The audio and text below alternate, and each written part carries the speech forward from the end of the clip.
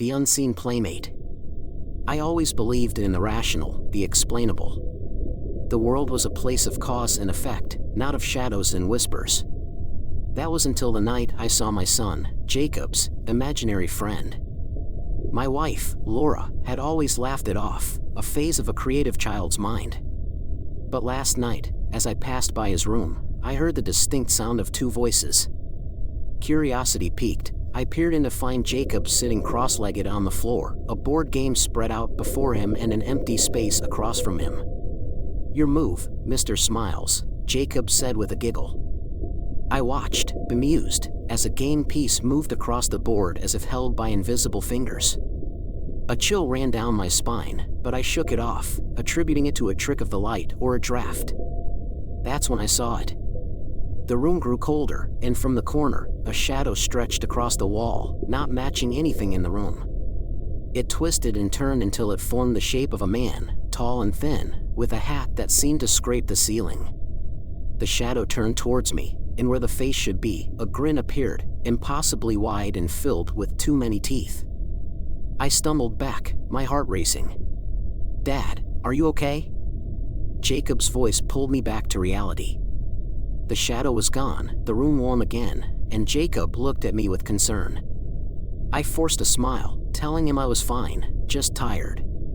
But as I retreated to my room, the image of that grin haunted me. I didn't sleep that night, and when dawn broke, I found myself questioning everything I thought I knew. The next day, I watched Jacob play alone, talking and laughing with his unseen friend. Laura noticed my unease but dismissed it with a kiss on the cheek. "It's just a phase," she said. But the doubt lingered, festering like a wound. That evening, I decided to confront the shadow. I waited until Jacob was asleep and crept into his room, a flashlight in hand. I scanned the walls, the corners, the closet. Nothing. I was about to leave when I heard it, a whisper, so faint I thought I imagined it. "Looking for me?" I spun around, the flashlight's beam cutting through the darkness. There, in the corner, the shadow loomed, its grin wider than ever. "Who are you?" I demanded, my voice barely a whisper. The shadow chuckled, a sound like leaves rustling in the wind. "A friend," it said, "Jacob's friend. And soon, yours too." I backed away, my mind reeling. This couldn't be happening. It was impossible. Yet, there it was, a presence in my son's room, a being that defied explanation. I fled, the shadow's laughter echoing in my ears. As I lay in bed, staring at the ceiling, I knew one thing for certain: this was no ordinary face. This was something far more sinister. The days blurred into weeks, and the shadow remained. I tried to ignore it, to convince myself that it was a figment of my imagination. But the whispers, the incessant, maddening whispers, grew louder. They came from the walls, the floorboards, even the cracks in the ceiling. I'd wake in the dead of night, my heart pounding, and listen to their eerie cadence. "He's ours now. Join us." The grinning one waits. I couldn't escape it. The shadow had become more than an imaginary friend. It was a malevolent force, a presence that seeped into every corner of our home. Laura noticed my exhaustion, my haunted expression, but she attributed it to work stress. She didn't hear the whispers, didn't feel the weight of the unseen eyes upon us. One evening, as the sun dipped below the horizon, I followed the whispers. They led me to Jacob's room. The door creaked open, and there he was, sitting cross-legged on the floor, the game board set up once more. But this time, the pieces moved on their own. The shadow stood beside him, its grin wider than ever. "Welcome," it whispered, its voice like ice against my skin. I stepped closer, my breath hitching. "What do you want?" I asked, my voice trembling. The shadow's laughter echoed through the room. "We want to play," it said. "A game of life and death." The pieces rearranged themselves, forming a twisted path. "Your move, father." I hesitated, torn between fear and curiosity. The shadow leaned in, its breath cold against my cheek. "Choose wisely," it murmured. I moved a piece, and the room shifted. The walls closed in, the air thickened. The game was no longer a child's plaything, it was a battle for something far more precious. Jacob watched, innocent eyes wide. "Daddy, who are you talking to?" he asked. But I couldn't tear my gaze from the board. The shadow's grin stretched impossibly wider. "Your move," it urged. I played, each move a gamble. The whispers intensified, urging me to sacrifice, to choose. And then it happened, the board split open, revealing a pit of darkness. "One more move," the shadow hissed. "Claim your prize." I looked at Jacob, my son, and knew. The shadow wanted him. I had to end this. With trembling hands, I moved the final piece. The room trembled, reality bending. The shadow's grin faded, replaced by something darker, hungrier. "Well played," it said. "But remember, we're always watching." The room returned to normal, Jacob oblivious to the cosmic game we'd played. But I knew. The shadow had marked us, bound us to its twisted rules. As I lay in bed, I wondered what price I'd paid. What had I unleashed upon my family? And in the silence, the whispers returned, promising secrets, power, and a fate beyond comprehension. The shadow's presence grew more oppressive. It no longer confined itself to Jacob's room, it seeped into our lives like a malevolent fog. Laura remained blissfully unaware, but I saw the signs, the flickering lights, the cold drafts, the way our cat hissed at empty corners. The whispers followed me everywhere, urging me to make the final move, to claim my prize. I researched, desperate for answers. Old books, obscure websites, whispered legends, I devoured them all. They spoke of ancient beings, hungry for souls, their existence tied to forgotten rituals. The shadow fit the description, a grinning specter, a bridge between realms. But what did it want with Jacob? And why had it chosen us? One night, as the moon hung low, I confronted the shadow. I stood in the center of our living room, the game board laid out before me. The pieces were no longer wood and plastic, they pulsed with otherworldly energy. The shadow materialized, its grin stretching from wall to wall. "Your move," it said, its voice echoing through my mind. I hesitated. The stakes were clear now, Jacob's soul against mine. I glanced at the clock, midnight approached. "What happens if I win?" I asked, my voice steady despite the fear gnawing at my insides. The shadow leaned in, its breath icy. "Freedom," it whispered. "Release from this eternal game." "But if you lose," it gestured to the board, where a piece shaped like Jacob sat, eyes wide and innocent. "He becomes ours." I clenched my fists. "And if I forfeit?" The grin widened. "Then you join us." "Forever." I studied the board. The path was treacherous, filled with traps and temptations. I moved a piece, and the room shifted. The walls bled, revealing glimpses of other worlds, twisted forests, desolate plains, and a void where stars wept. The whispers intensified, urging me to hurry, to decide. Jacob appeared in the doorway, rubbing his eyes. "Daddy, who are you talking to?" he asked. I forced a smile. "Just an old friend," I said. "Go back to bed." The shadow chuckled. "Choose," it urged. "Time is running out." I moved another piece, sweat trickling down my spine. The room twisted, memories flooding my mind, Jacob's first steps, his laughter, the warmth of his tiny hand in mine. I couldn't lose him. Not to this abomination. "Last move," the shadow whispered. "Claim your prize." I looked at Jacob, his innocence a beacon in the darkness. "I forfeit," I said, my voice breaking. "Take me." The room convulsed, reality tearing apart. The shadow lunged, its grin splitting its face. Pain seared through me as it consumed my soul. But as my vision dimmed, I saw Jacob's tear-streaked face. "Daddy," he sobbed, reaching for me. And then I was gone, swallowed by the abyss. Laura found me the next morning, slumped in the living room. She wept, unaware of the bargain I had struck. Jacob clung to her, his eyes hollow. The shadow was gone, but its whispers lingered, promising secrets, power, and a fate beyond comprehension. Now, as I drift between worlds, I watch over them. Laura insists it was a fever dream, that I'll recover. But I know the truth. The shadow waits, patient and hungry. And sometimes, when the wind howls and the lights flicker, I hear its laughter, the grin that haunts my every thought. Story 2. The Shifting Visage.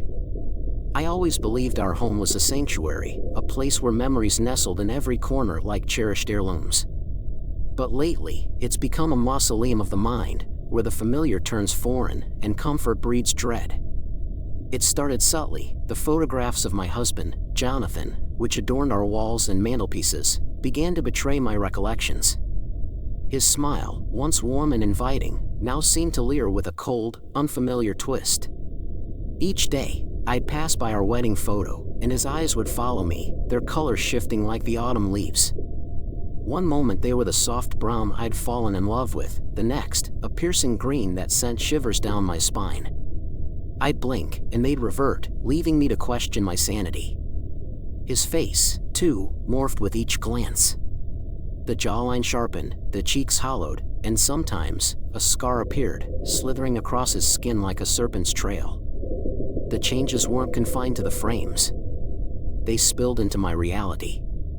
At breakfast, I'd study Jonathan's face, searching for the man I married.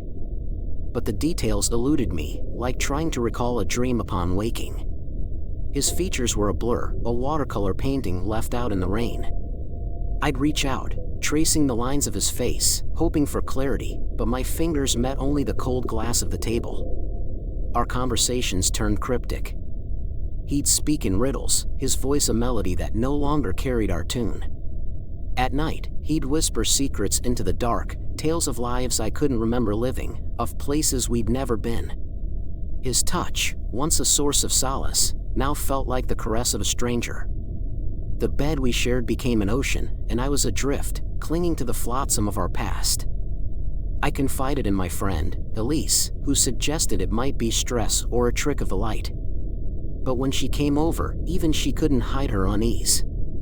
"There's something off about these pictures," she admitted, her voice a hushed tremor. We decided to confront Jonathan, to demand answers, but when we turned, he was gone. The house echoed with a silence that seemed to mock us. That night, I lay awake, the moon casting shadows that danced like specters across the room. The photos whispered, their voices a cacophony of discordant tones. I rose, compelled by a force I couldn't resist. In the living room, the pictures were alive, the faces within them contorting in silent agony. And there, in the center of it all, was Jonathan's portrait, his features a jigsaw puzzle of mismatched pieces. As I reached out to touch the glass, a chill enveloped me. The image rippled, and Jonathan's face settled into a new configuration, one that bore no resemblance to any version of him I knew.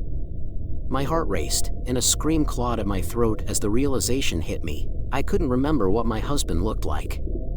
Not anymore. The house breathed, its walls exhaling secrets. I wandered its dim corridors, drawn to the attic like a moth to a flickering bulb. The air up there was thick with memories, and as I climbed the creaking stairs, I wondered if I'd find answers or plunge deeper into madness. The attic was a graveyard of forgotten relics, a rocking chair with frayed upholstery, moth-eaten blankets, and a dusty mirror that seemed to hold its breath. I stood before it, my reflection wavering like a ghost caught between worlds. The glass was cool against my fingertips, and I whispered Jonathan's name, hoping for a sign. The mirror obliged. His face materialized, but it wasn't the man I married. His eyes were twin voids, swallowing light, and his lips curved into a smile that promised both salvation and damnation. "Remember," he murmured, and the word echoed through my bones.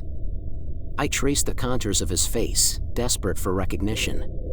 "What happened to you?" I asked, my voice trembling. But the mirror held no answers, only the shifting visage of a stranger who wore my husband's skin. That night, I dreamed of a forgotten room, the one we'd sealed off after Jonathan's accident. He'd fallen from the attic ladder, they said, but I remembered differently. His scream had echoed through the house, and when I reached him, his face was a mask of agony. The paramedics took him away, and I was left with a void where his features should be.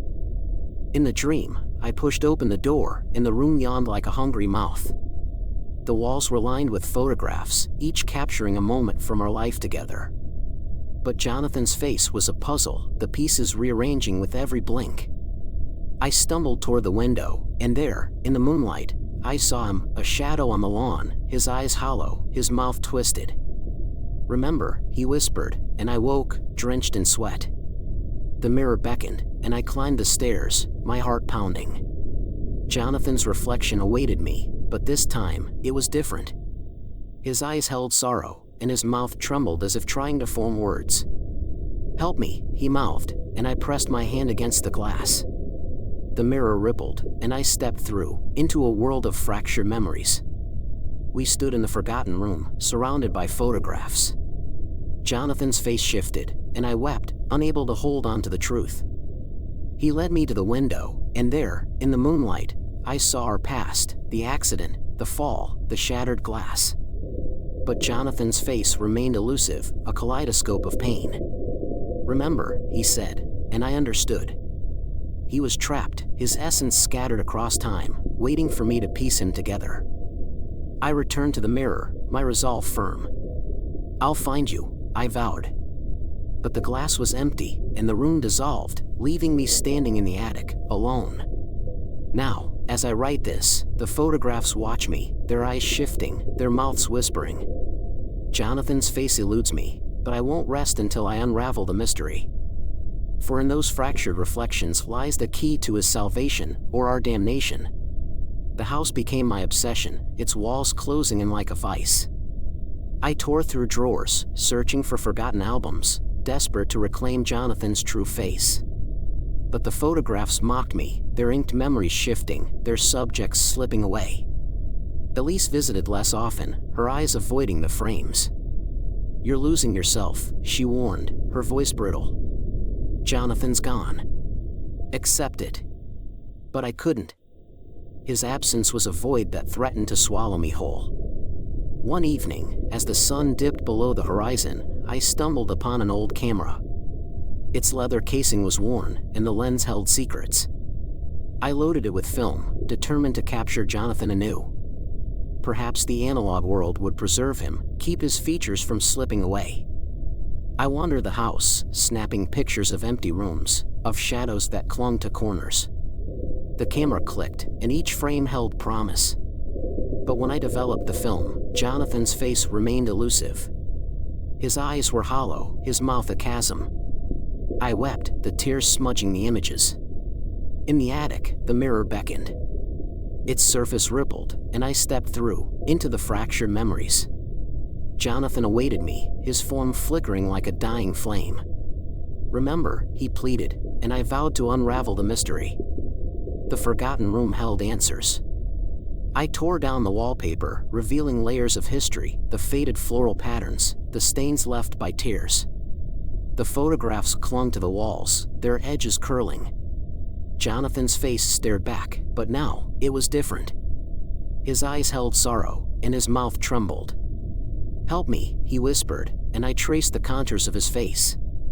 The pieces shifted, aligning briefly, then fractured again. "Why?" I asked, my voice raw. "Why can't I remember?" He led me to the window, and there, in the moonlight, I saw our past, the accident, the fall. But this time, I understood. Jonathan's essence was scattered across time, trapped in the photographs, waiting for me to piece him together. I returned to the mirror, my hands trembling. "I'll find you," I vowed once more. But the glass was empty, and the room dissolved. I stood in the attic, alone, the camera clutched to my chest. The final photograph beckoned, a self-portrait, Jonathan's face a blur. I pressed it to my lips, tasting salt and desperation. "Remember," he whispered, and I closed my eyes. The camera clicked, capturing my reflection. When I developed the film, my face was a stranger's. Jonathan's features had merged with mine, our identities entwined. I stared at the photograph, my heart pounding. The mirror awaited, and I stepped through, into the fractured memories. Now, as I write this, the house trembles. The photographs watch, their eyes shifting, their mouths whispering. Jonathan's face eludes me, but I know, I am the key to his salvation. In the mirror, our reflections waver, and I see the truth. We are one, bound by love and loss, forever shifting, forever seeking. And so, I'll continue my search. My husband's face a puzzle I'll solve, even if it means losing myself in the process. For in the fractured reflections lies our redemption, or our damnation. The end. Subscribe for more. Thank you.